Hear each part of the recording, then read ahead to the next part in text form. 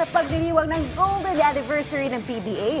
Patuloy na nagpapakita ng matinding suporta ang mga Filipino basketball fans sa pagsipa ng viewership ng liga sa iba't ibang mga plataforma. Para sa detalye, narito report ni Paolo Salabatid.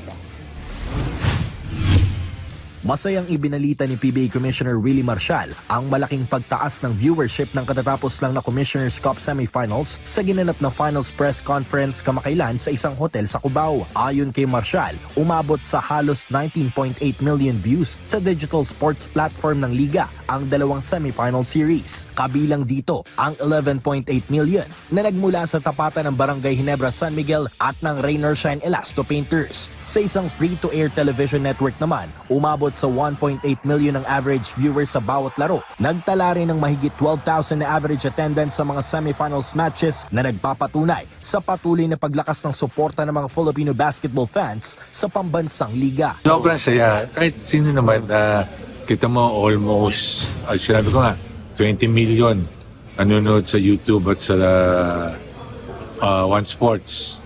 1.3 million, 1.8 million ang nanonood sa RPTV. Average.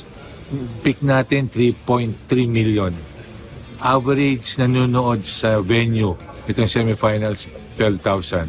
Paano ko naman hindi matutuwa? Ang seryeng ito ang ika-79 na best of 7 finals sa kasaysayan ng PBA. Ayon kay Marcial, inaasahang mas magiging matindi pa ang interes ng publiko sa kasalukuyang paghaharap ng defending champion na TNT Tropang 5G at ng Barangay Ginebra Gin Kings sa finals na opisyal nang nagsimula kagabi. Lagi naman, basta finals, pinapanood ng mga tao to. Ito pa, Talk and Text at Ginebra. Sigurado masisiyahan kayo. At maraming salamat ulit sa inyo mga media at mga fans natin sa Facebook.